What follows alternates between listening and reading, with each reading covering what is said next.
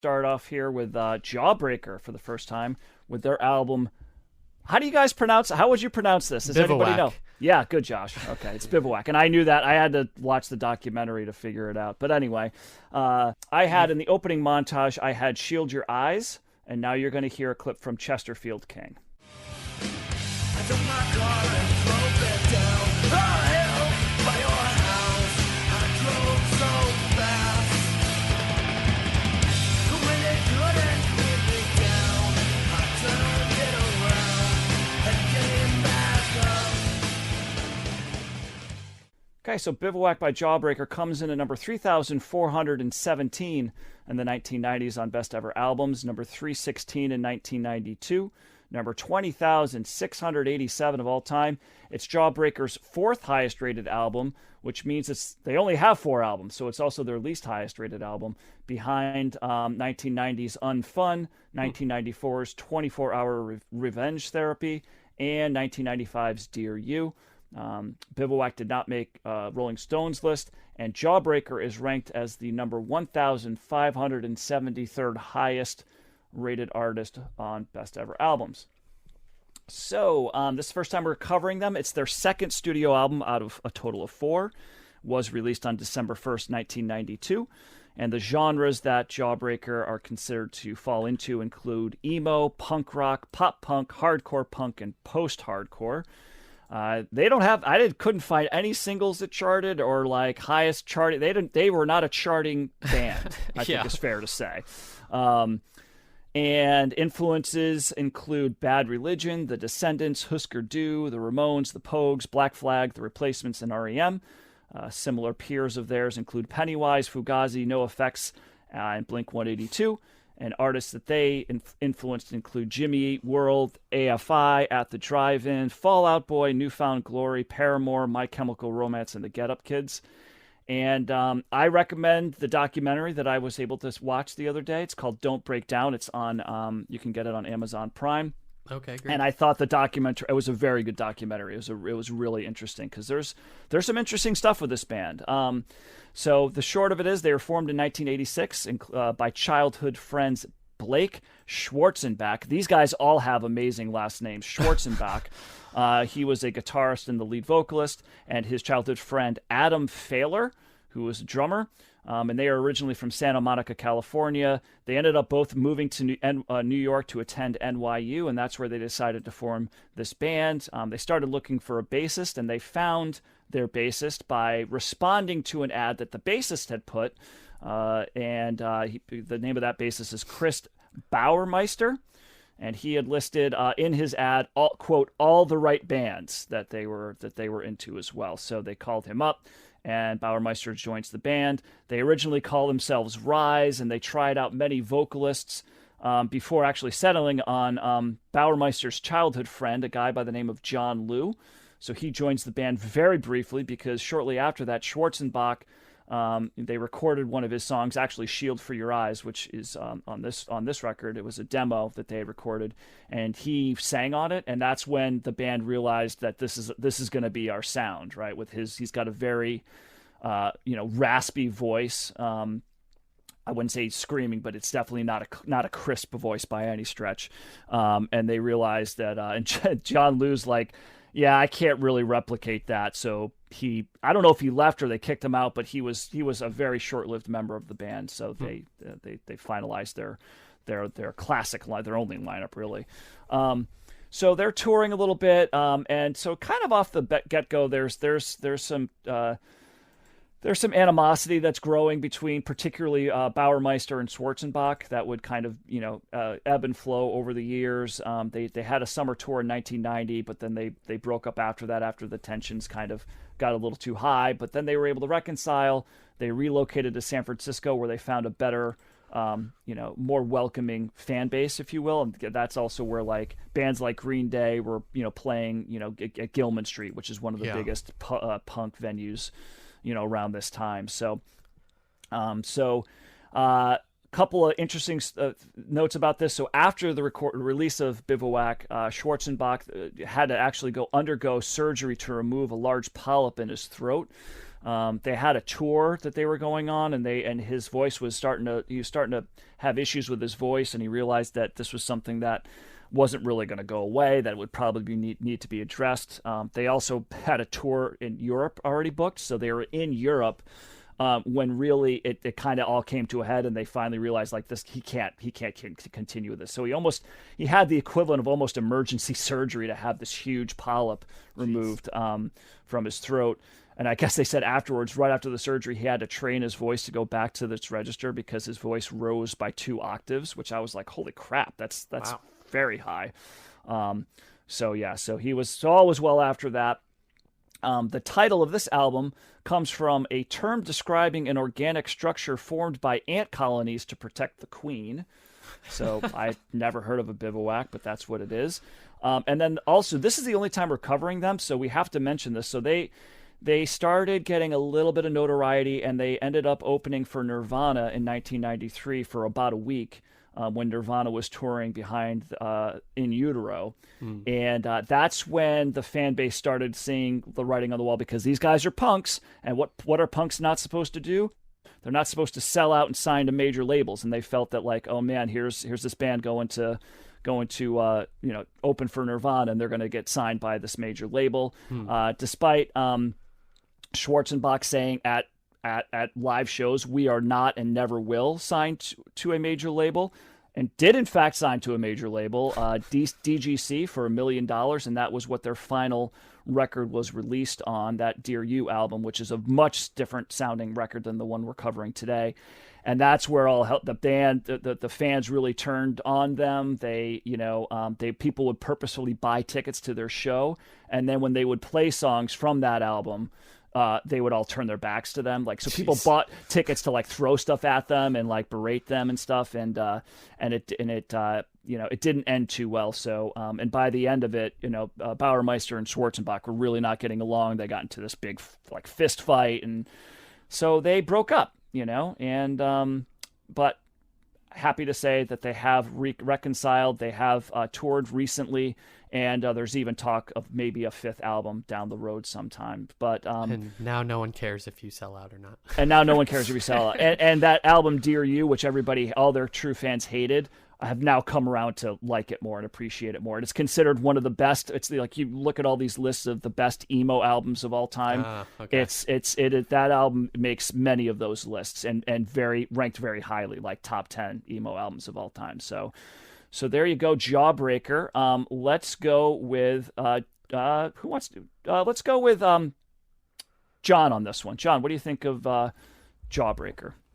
So yeah, this is an interesting one because this falls in the Fugazi category, where I'm more familiar with the idea of the band than I am of the band itself. And when I think of Jawbreaker, I think of 2 things, because they're having like a huge renaissance right now. They've got the big star narrative a little bit, where it's like, here was this band that existed at a time, and the narrative's now like, and they were great, but no one knew they were great.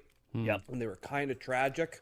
So they're in that big star replacements realm, I think, of different stuff. They're being reimagined. I also always knew them because at the same time that this was happening to Jawbreaker, was happening to Green Day too. But Green Day sort of, I think they got kicked out of Gilman Street, right? Green Day for going. Yeah, they were both. The fans turned on both of them. Yes, for sure. Right. So to me, they're sort of the same lineage. The difference is Green Day exploded and sold 70 bajillion albums because they sounded like The Clash, right? And I didn't know Jawbreaker. I thought they also sounded like The Clash or the Buzzcocks. And I'm like, no, they sounded like Fugazi. And that's why they didn't sell 1 million albums, because they sound more like Fugazi.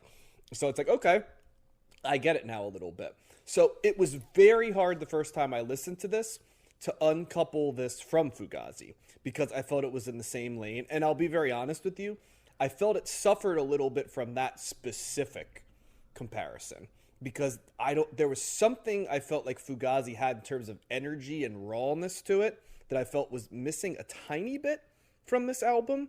But then the more I listened to it, the more I started to see it as its own entity, kind of. And I was able to uncouple, okay, here's the hardcore influence, here's the punk influence, and sort of listen to it just as like a Jawbreaker album along the way. and I started to enjoy it because there's a tonality that's under and melody that's under the abrasion a little bit. Let me start by saying it's not an abrasive album. It's relatively accessible for the type of music it is. Now, if you're someone who needs, honey laden hooks and sound, and this is not going to be for you. But for those that can deal with a little bit more rough edges, I'd say, and a little bit more harshness, this is on the accessible end of harshness. Lyrically, it's confessional, and I was like, okay, there's the emo part of it, and you can see it definitely we haven't used this word in a while. It's proto, right? Because you wouldn't recognize this as emo compared to what it is later. I was familiar with the Major Label album, and it does sound different than this, and you definitely would connect that to emo.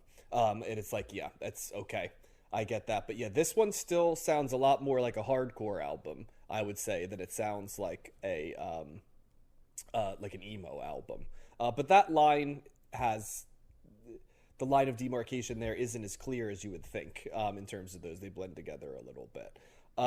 I'd say still, though, at the end of it, it would fall into just a slight thumbs up for me, which was a little disappointing because I think on paper, this is a band I should have liked more than I did. And I got curious, and because I saw what you guys saw, that this was their lowest ranked album of all of them. I'm like, I wonder what that is. And I did listen to parts of their other albums, and I did enjoy all of their other albums more than I enjoyed this album. And so I wonder if maybe it was just an accident of timing that I picked the one that doesn't connect quite as much. There is a theme of a little bit of turmoil in this, so I was wondering about the band narrative here. When you have songs like P.S. New York is Burning and Peel It the Fuck Down and stuff, it's like, okay, there's a theme here. Shield Your Eyes, right? There's definitely a lyrical theme, and I would say lyrically I feel there's a chaos to it, and I don't know if it's because of that dual reality of like they were a huge band in a scene and they're already starting to break apart from that scene, or they're trying to get their musical identity. I did feel like that thematically was a little bit of what we were going for. Now the bivouac, what does that word mean? Because I did not know, and I didn't feel like the head with the boobs right on the front. I didn't feel like it's anymore. It's like I said, it's like that term for the ant colony. It's like it's an organic structure. There's a bunch of ants making like a structure that protects the queen and the larva. And then one of the guys said something like, it's like, oh, that's kind of how we felt when we moved back to LA or something like that. And I was having trouble understanding that. I'm like, what does that mean? What do you mean you felt like an ant colony? Like I didn't get the connection. So, but that's what it is. And it's like there's a tug of war too, because I think a lot of people, and they're big in California because they're kind of claimed as a California band, but you start to realize they're as much a New York band as they are a California band in some ways, and maybe that's totally why they didn't 100% fit in, because they have a feel of not being completely of one coast or the other. I know they grew up in California and then played in that scene, but there's a New Yorkness to this. That's where they were formed, Yeah, well, that's what I'm saying. It's like you can hear it a little bit, like the feel. They don't sound exactly like a California band. So I was just wondering if the anthill metaphor was there. So I guess you're saying that they felt like that's what they were. I read a little bit about it. I couldn't put it together. I think I know bivouac from like military terms too. I think it's used in that context as well. Okay. I don't know if there's any word on why they put like a monstrous head on a pair of huge Nope, boobs? I didn't get that either. So it's just like it's like Donnie Darko or something. So slight thumbs up, I'd say, for me. Yeah, it's strange how in sync you and I are, John, about our thoughts on this album, because I think I knew about them in name only because of their association with emo, and in my day, emo was like a pejorative term, like when I was listening to this type of music, and so I never went back and listened to it. But I had the exact same thought listening to this, was, oh, it sounds like Fugazi, but like slightly not as good. And but that's not to say I did enjoy this album. I think I'm interested, like you said, when you're reading the stats, Matt, that if this is the lowest one, maybe the other ones are better, because I felt like this was promising, and I've heard so much in their music that sounded like later music that I listened to, be it like from punk or hardcore or emo. And and so I can see why like they're so influential. That the structure of their songs is so familiar to me. I felt like I knew this band without knowing the band. It's the bass sounds, like the way that they sing the choruses or deliver their vocals, like all of it had this kind of real familiar ring to it. So as a result, I feel pretty positive about this album as kind of their, well, it's their second album, but like as a first listen to this band. And I think that songs like just like the songs actually that you picked are kind of a good representation of this album and the band. I saw too that I listened to a couple of other songs because I saw that on the LP release they had some covers that weren't on here, so I went and listened to those. They're also on Amazon Music where I listened to it, and on a different like EP or collection or whatever it was. But so I got a feel from them that way as well. But I just feel like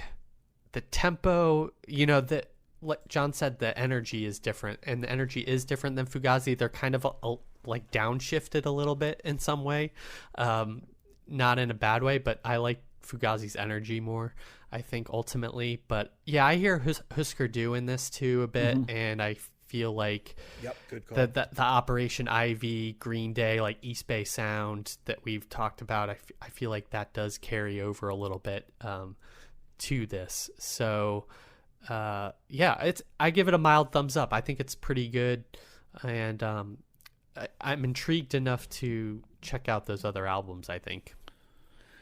Yeah, I struggled with this record. I wanted to like it because I really liked watching. Like that documentary is just a very cool insight. It's a very good trip inside like their minds, what was going on and the scene and stuff like that. And I learned a lot. Right. It's also really interesting because what happens in the documentaries, they bring all the members back, and it's like the first time that Bauermeister and Schwarzenbach like saw each other for like 11 years, and there's really awkward tension, and it's like, and they keep trying to get the guys to you want to play some song. They're in a studio. They're like, want to go out there? There's a guitar, there's a drum, like go out and play.